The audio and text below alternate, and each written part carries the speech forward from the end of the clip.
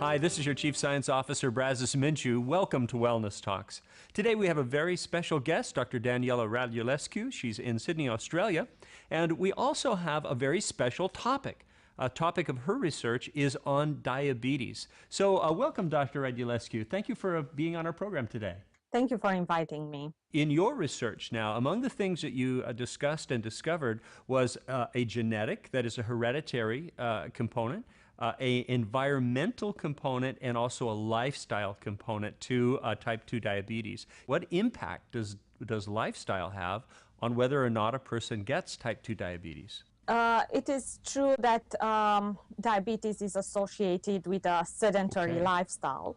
Also, the stress, it's a very high risk for developing diabetes.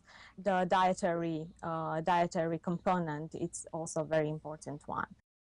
So Dr. Radulescu, can you tell us a little bit about how lifestyle impacts the way a person might develop diabetes or how they might actually treat diabetes? Lifestyle changes have a tremendous importance in treating diabetes, but also in preventing diabetes. Managing the diabetes should include changes in lifestyle and in the dietary components. Introducing more exercise in your daily routine would not only prevent diabetes, but once diabetes is onset, can successfully have an impact in treating it. Another important measure that you should take is to change your dietary pattern. For example, you should introduce more foods with low glycemic index. The glycemic index is explained by the way the carbohydrates foods release glucose into the bloodstream. Some foods do it more quickly than others, and those that do it slowly and steady and maintain a good level of glucose in the bloodstream are those with low glycemic index, and are those that you introduce in your daily routine diet. Can you tell me your favorite low glycemic index food and tell me the worst possible high glycemic index food? I think nuts are a great snack for the patients with diabetes. And they are very healthy. They have a lot of proteins as well. And they have carbohydrates, but those are released slowly. And so what's the worst possible glycemic index food that you can imagine? Ice cream? Cake? There are so many. There are so many, yeah. Just name it. Soft drinks, Coke, anything that has a high amount of carbohydrates, high amounts of sugar.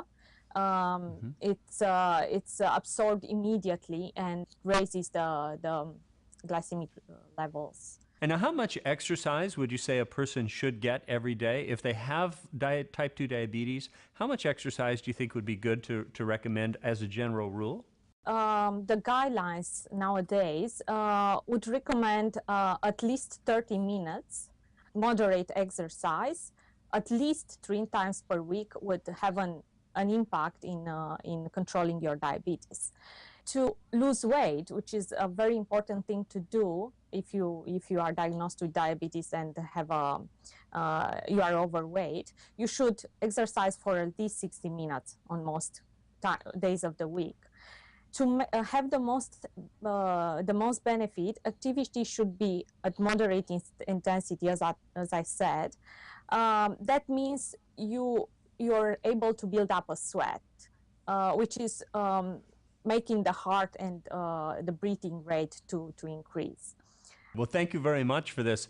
There's so much great work that's been done in the past throughout history, and Dr. Radulescu has been contributing to this through her research.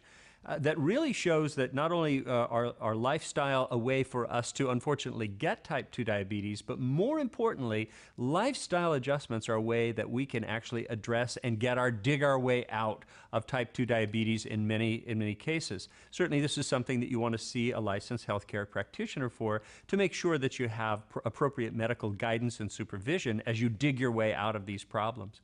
But as we look at this, there are so many more and other important factors factors, how much we sleep. Certainly people who sleep less have a tendency to weigh more, and that's a risk factor for type 2 diabetes. And then many, many years ago, a doctor and researcher by the name of Claude Bernard proved that stress alone can create type 2 diabetes, both in experimental animals and also in humans. So many things that we can do to help us work our way around this issue of type 2 diabetes, which has become absolutely epidemic in the industrialized world that we live in.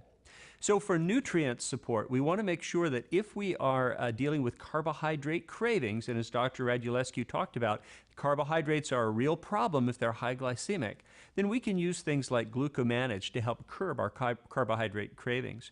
If we're having an issue with obesity, if we're metabolically obese or overweight, we can use programs like our Leanology program to help us reduce weight and increase the sensitivity that our body has for glucose, to just get rid of it, get it out of our system. Many other things can be beneficial, but for stress, wow, nothing works as well or as profoundly as Adaptogens Plus at reducing the amount of stress while increasing your body's reserves of antioxidants, a very, very potent antioxidant formula. So thank you so much for being on our program today, Dr. Radulescu. And also, we just want to let you know how much we really appreciate your work in demonstrating how lifestyle actually can create a resolution to this horrible, horrible condition. Thank you very much for being with us. Thank you. And just remember, health only comes from healthy habits practiced every day.